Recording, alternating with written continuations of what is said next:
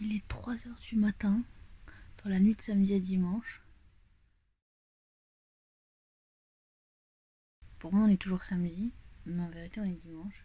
Et je veille, parce que j'ai mis à uploader le vlog que vous allez voir, vous avez vu la semaine dernière. Du coup. Je l'ai mis en début d'après-midi. Donc là, j'attends qu'il ait fini de se uploader sur YouTube pour que vous l'ayez à 9 h 15. On est sur la fin, là. On est sur 2 minutes encore et c'est ok. Sauf que là, je suis claquée. J'ai mal full là dans l'épaule et tout, comme à chaque fois quand je passe ma journée sur l'ordi. Là, en fait, toute l'épaule, toute mon omoplate à cause du train est défoncée. C'est-à-dire que le train plus le travail où j'avais une mauvaise posture à cause des bureaux, et bah du coup maintenant j'ai tout le temps mal là quand je reste toute la journée sur le bureau. Et comme j'ai mal, je m'installe mal. Puisque j'essaye de trouver une position qui me soulage. Et déjà de base, je m'assois mal aussi sur les bureaux parce que j'ai la bougeotte et je me mets toujours droite à gauche dans tous les sens. Donc voilà, bref. Comment vous dire que je suis KO. Et en fait, quand j'ai passé tout l'après-midi à uploader, enfin à monter la vidéo, et en fait, je sais pas, mon petit doigt il est tout le temps en l'air et comme ça. Enfin, je sais pas, quand je tiens la souris, il est. Enfin, je tiens mes doigts ils sont bizarres à chaque fois, je pense que vous voyez quand je parle et tout. Et du coup, j'avais mal dans le petit doigt, mais genre, c'était pas des crampes, je sais pas quoi, mais du coup, j'ai pas lu ce soir Alcer von Pred. Il me reste 70 pages. Si demain je lis, je l'ai fini demain. Si demain je lis pas, on n'a pas fini et du coup, on n'a pas réussi le goal de la semaine qui était de finir ce bouquin-là et donc de finir un livre en une semaine. Je ne vois pas d'ici. J'essaye de voir mon ordinateur, mais en fait, je vois pas d'ici et je sais que je vois pas d'ici.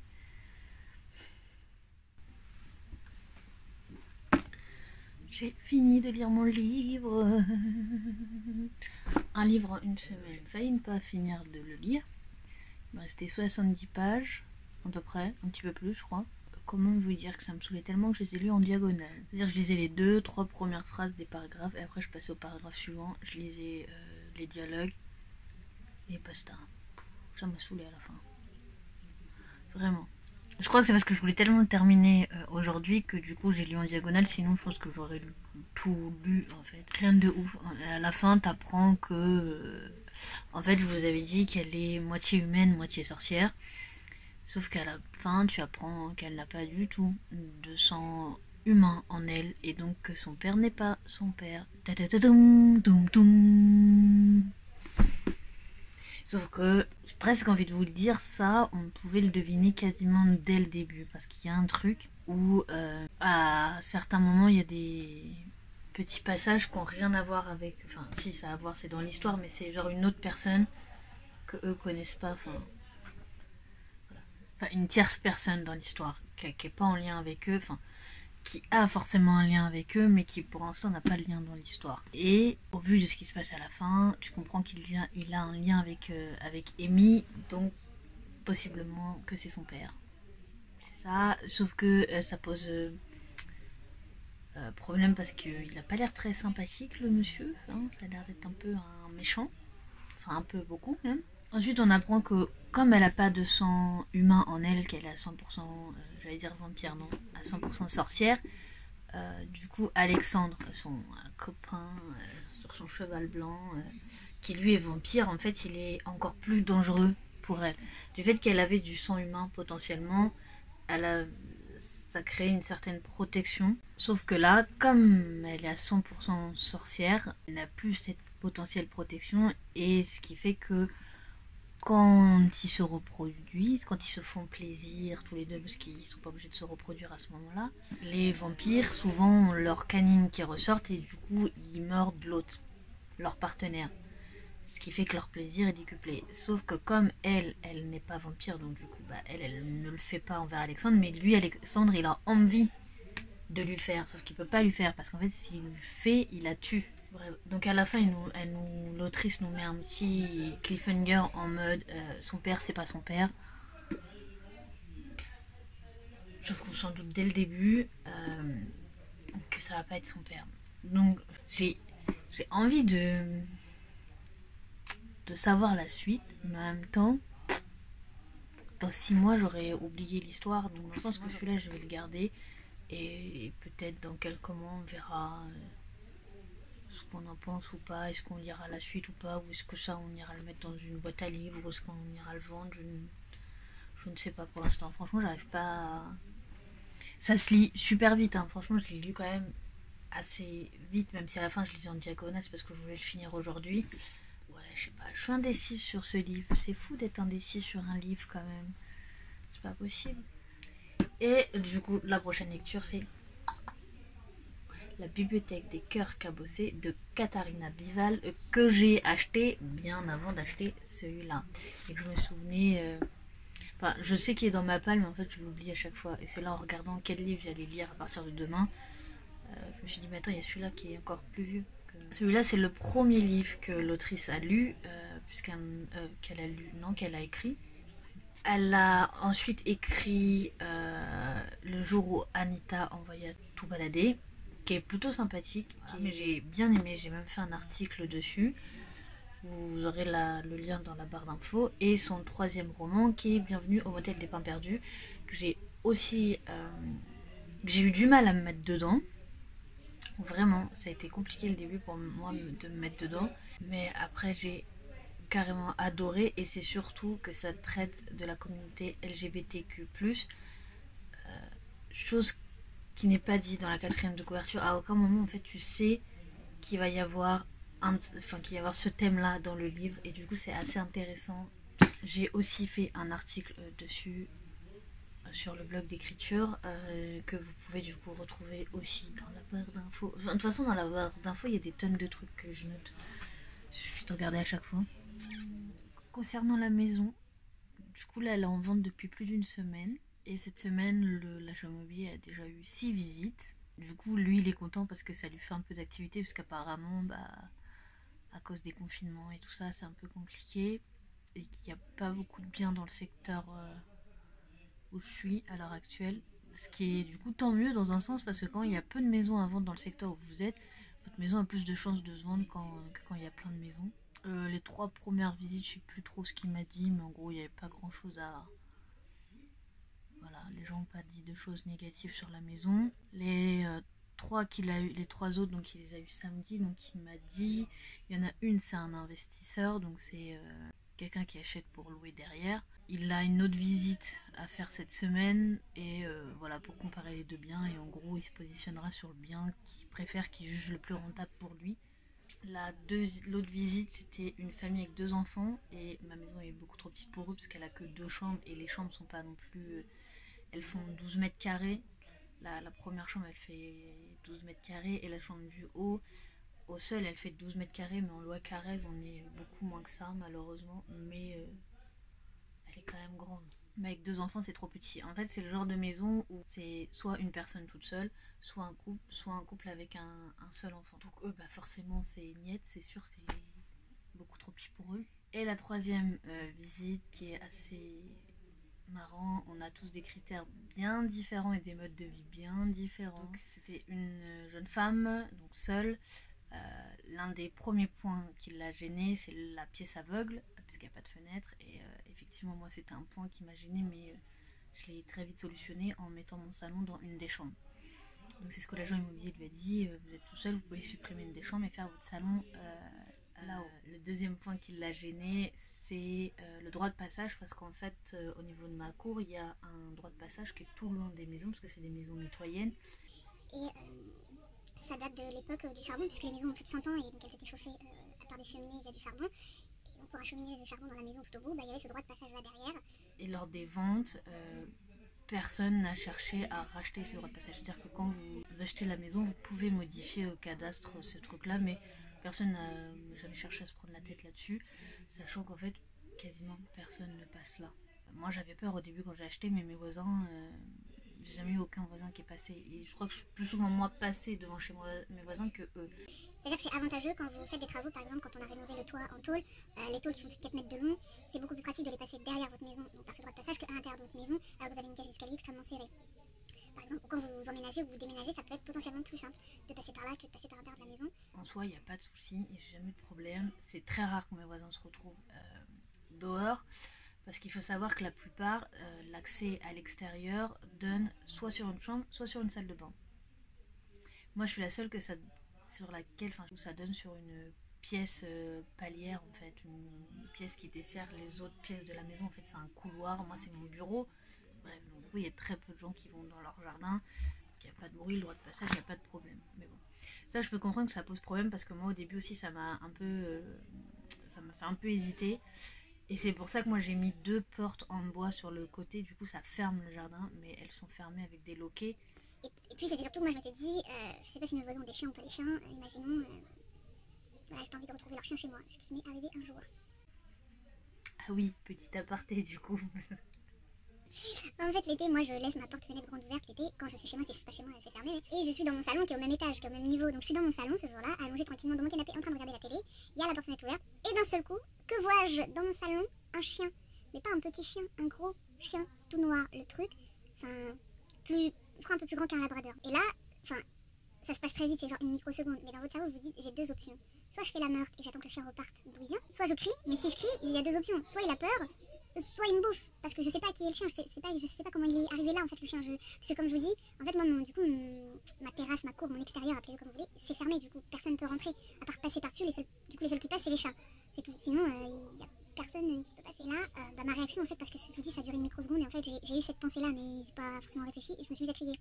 Genre je me suis levée d'un bond, en fait je me suis assise d'un bond dans mon canapé et je lui ai dit casse-toi et en fait du coup j'ai fait peur au chien et il s'est barré et en fait je crois que c'était un chien d'un voisin un peu plus loin et en fait il est passé par le haut des jardins et il doit y avoir des trous à mon avis dans les haies parce que c'est des parties où quasiment personne ne va et donc c'est pas entretenu donc je pense qu'il a dû passer par là. En haut, un truc que j'ai fait c'est refermer ma porte-fenêtre pour pas qu'il revienne chez moi en fait. Au troisième point qu'elle n'aimait pas, c'est du coup quand l'agent immobilier lui a dit bah pouvait faire son salon dans la chambre du haut, là elle a dit mais le problème c'est qu'il n'y a pas de prise téléphone.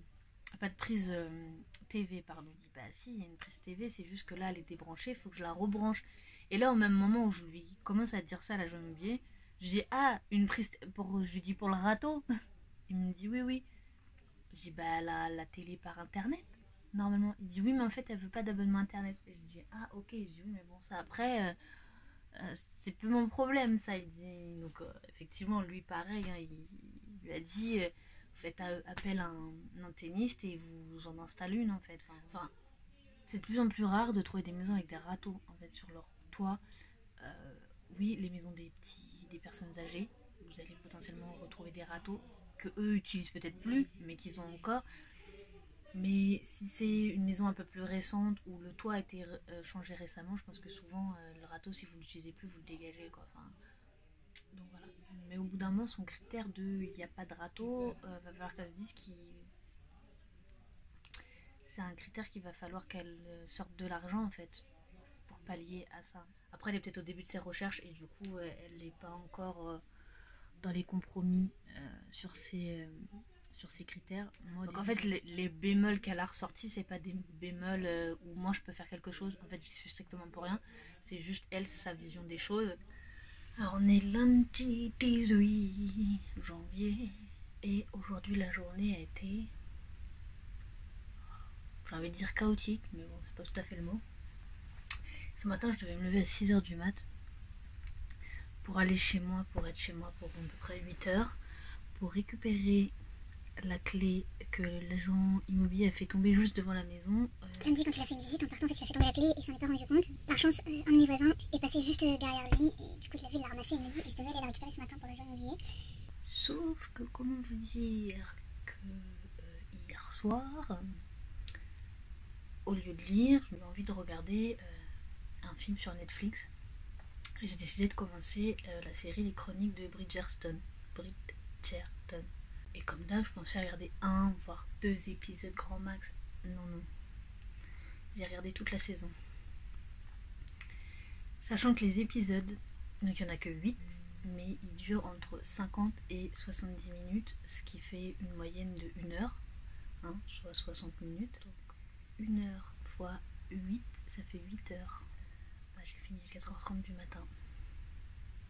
4h30 du matin, sachant qu'il fallait que je me lève à 8h comment vous dire, à 6h, pardon, comment vous dire que mon cerveau, il me dit fuck, tu ne vas pas y aller. En fait, j'aurais pu me lever et faire ma journée sans problème, sauf que là, j'avais la route jusqu'à chez moi à faire, et il y a quasiment 1 heure de route, avec juste 1 heure de sommeil, une migraine, parce que du coup, j'ai regardé la série sur mon téléphone dans le noir sans mes lunettes, puisque je suis allongée. Donc au bout d'un moment, en fait, ça me déclenche une migraine. Donc j'avais une migraine et tout ça, et c'était juste impossible. En fait, je me voyais pas conduire pendant 1 heure pour aller jusqu'à là-bas. J'avais peur de m'endormir, donc j'ai pas voulu prendre de risques. Du coup, j'ai envoyé un message à mon voisin pour dire que j'avais un imprévu, je pouvais pas venir aujourd'hui, que je viendrai demain. Et la jeune Moby avait besoin de la clé parce qu'il avait une visite ce midi. Du coup, je me suis levée plus tard, je me suis levée vers 9h30, j'ai décalé mon réveil jusqu'à 9h30 pour dormir un peu et lui apporter un autre double des clés. En fait, j'ai 3 jeux de clés pour ma maison. Donc ce matin, j'ai fait l'aller-retour de chez ma mère à chez moi juste pour une clé. Je dois faire des choses chez moi, mais du coup, comme j'avais une migraine, enfin la migraine n'est pas partie, je suis pas restée chez moi, j'ai juste fait l'aller-retour. Et quand je suis rentrée, et je me suis recouchée. Et je me suis relevée à 15h. J'avais tellement faim que j'ai mangé du salé, quoi. J'ai mangé le repas du midi à 15h, quoi. Et après, le reste de la journée, j'ai peaufiné les vidéos sur ma maison, qui va être en supplément, en fait. Les 4 vidéos, elles vont pas apparaître le dimanche, elles vont apparaître un autre jour. Et en fait, ce matin, vous voyez, j'étais coiffée, mais comme j'ai dormi avec les cheveux attachés, voilà le résultat. Là, il est 22h, je n'ai toujours pas pris ma douche, donc là, je vais y aller après vous avoir parlé. Après, je vais aller me coucher, et demain matin, je me lève à 6h pour aller récupérer la clé chez mon voisin et faire ce que j'ai à faire dans ma maison. Et en fait, ce que j'ai à faire, c'est l'électricité. Sauf que c'est pas mon truc, l'électricité. Dans la maison, je pourrais juste couper le courant au niveau de là où je dois toucher, mais comme je sais pas du tout, moi je vais couper complètement le courant. Et après, il faut que je trifouille les fils, mais je sais pas, donc ça m'énerve. Donc ça me stresse. C'est chiant en fait quand vous savez pas faire un truc et que vous n'avez pas le choix de le faire et que il n'y a pas d'autre solution, que ce soit vous qui le fassiez. Et c'est chiant en fait, ça, moi je trouve ça stressant. Je sais pas les gens qui arrivent à être cool quand ils doivent faire un nouveau truc. Moi dès que je dois faire un truc nouveau dans ma vie que je sais pas faire, ça me stresse. C'est-à-dire que là je vais le faire, ça va me stresser, et mais une fois que je l'aurai fait, je serai contente de l'avoir fait, parce que c'est gratifiant de se dire qu'on a réussi à le faire nous tout seul, et 2, je saurai le faire pour la prochaine fois. Donc les prochaines fois j'aurai besoin de toucher de l'électricité, ça me ferait pas peur, enfin ça me fera moins peur. Après, voilà, me demandez pas de changer le compteur complet, qu'on soit bien d'accord, mais voilà, je sais pas, ça me stresse là, donc ça me saoule. C'est pour ça que chaque fois je repousse, mais bon, au bout d'un moment, il faut arrêter de repousser quand même, parce qu'il y a quand même une prise qui sort d'un mur, qui est en mode de... Et en fait elle pend du mur. Heureusement qu'elle est en bas, et donc du coup ça c'est pas gênant, mais... I'm a little unsure how it got so complicated. If I let go, I know I regret it. Every heart that I held before, I was sure to break it. I don't know. Je vois pas ma tête. Non, non. Est-ce qu'on peut montrer ta dégaine?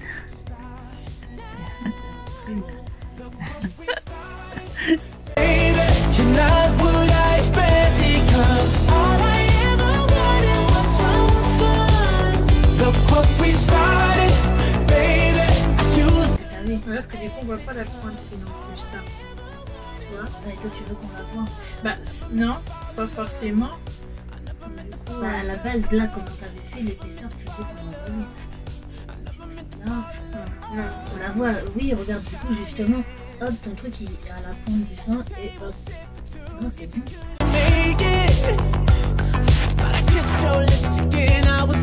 Montre-nous ton travail. Là.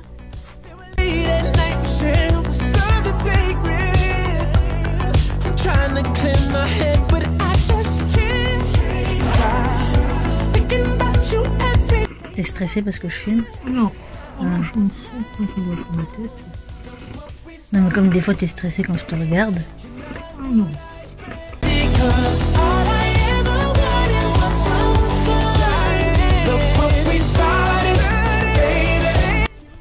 Ça c'est parfait, sinon c'est pas la peine.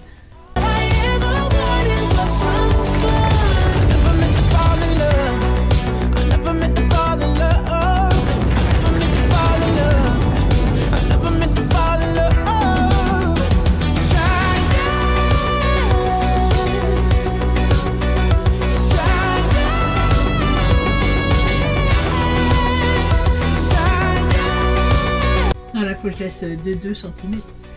Que si tu vas galérer, autant que tu t'arrêtes là. Parce que si tu t'arrêtes, moi je préfère arrêter là.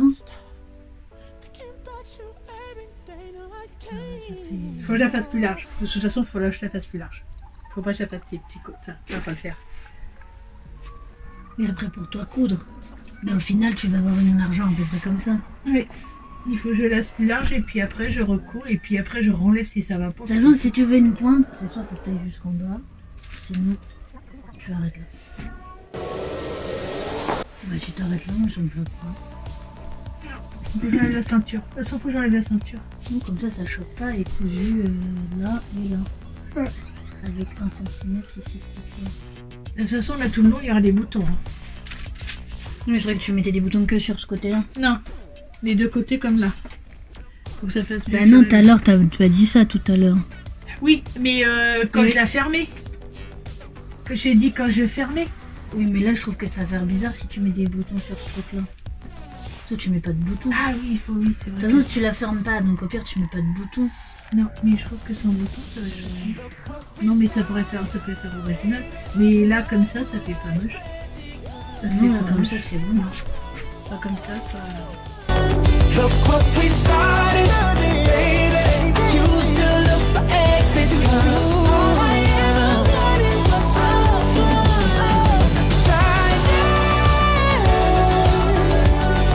Non, ça fait bien. Alors, on est mercredi 20 janvier. Il est 21h40. Déjà, c'est un truc de fou. Et là, je vais regarder Dawson. Si vous êtes de ma génération, vous comprenez, vous savez, ça vous parle. Si vous ne l'êtes pas, bah tant pis pour vous. Du coup, Dawson, c'était une série qui est passée à la fin des années 90, je pense. 2002. Donc.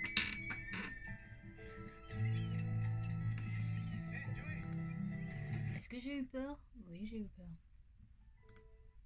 Donc ouais. Donc ça, début des années 2000, donc 2002, donc j'avais une dizaine d'années. C'était pas tout à fait, enfin j'étais pas le public de Dawson puisque, bah, comme je viens de dire, j'avais 10 ans. C'était plus ma sœur aînée. Donc moi je connaissais Dawson, j'ai je pense déjà vu 1 ou 2 épisodes. Je connais forcément les acteurs, enfin je connais en gros ce que c'est Dawson, mais j'ai jamais vu. Et bah, si vous le savez pas, je vous l'apprends. Netflix ont rajouté à leur catalogue les 6 saisons de Dawson. Du coup, ça m'a fait plaisir de savoir ça et je me suis dit, bah, je vais enfin pouvoir les voir parce que je suis quelqu'un qui est grave nostalgique des séries qu'on regardait après l'école. C'est-à-dire qu'aujourd'hui, les gamins d'aujourd'hui, quand ils rentrent de l'école, ils ont que des émissions de TV-réalité à regarder ou des émissions débiles comme les Reines du Shopping. Moi, quand j'étais jeune au collège et au lycée, quand je rentrais de l'école, parce que je regardais, c'était des séries. C'était les Frères Scott, c'était Brother and Sister quand j'étais au lycée. Il y avait Charmed aussi, Buffy contre les vampires. Bon, après, ces deux séries-là, elles étaient aussi dans la trilogie du samedi soir. Mais voilà, enfin, nous, à l'école, je sais pas, quand j'entrais de l'école, j'avais qu'une seule hâte, c'était de regarder mes séries et pas de regarder des gens de télé-réalité en train de s'engueuler comme des poissonnières et des poissonniers pour des trucs de merde. Et ça, aujourd'hui, ça n'existe quasiment plus. Et ce type de séries, on les a sur Netflix, comme par exemple, en fait, Riverdale, à mon époque, bah, ça serait passé tous les jours de la semaine. Et souvent, c'était TF1 et M6 qui se battaient en duel sur ces trucs-là. Voir certaines chaînes du voir certaines chaînes du câble, dont notamment Gilmore Girl, qui passait, je crois, sur Teva. Et à l'époque, Teva, c'était sur le câble. C'était pas une des chaînes de la TNT. kiffé. Enfin, aujourd'hui, ouais, on n'a plus, enfin, les jeunes n'ont plus ça, ont plus ces trucs-là. Les séries, s'ils les veulent, c'est sur des plateformes type Netflix. Et du coup, ils ont tout d'un coup. En fait, ils regardent tout en même pas une semaine. Nous, on avait un épisode par jour jusqu'à la fin de la saison. Et après, il fallait attendre 1 an pour avoir la suite. Et je sais pas, c'était trop kiffant. Donc, j'ai décidé pour Dawson de faire exactement la même chose, de regarder un épisode par jour. Et je devais commencer lundi. Sauf que je n'ai pas commencé lundi, donc je commence ce soir. Donc là ce soir j'ai regardé l'épisode 1 de la saison 1 qui s'appelle Pilote, comme beaucoup d'épisodes 1 de saison 1 des vieilles séries, pour enfin découvrir du début à la fin de cette série. Apparemment les dialogues anglais sont beaucoup mieux que la traduction française qui est beaucoup plus niaise, comme beaucoup de séries américaines traduites en français en fait, c'est très très niais. Très souvent, malheureusement. Moi j'ai pas envie de me faire chier à devoir lire des sous-titres honnêtement, donc on va rester sur la version française, tant pis. Mais voilà, c'était pour vous raconter ma petite joie du moment de me dire je vais regarder Dawson, un truc qui date de ma jeunesse que je n'ai jamais vu.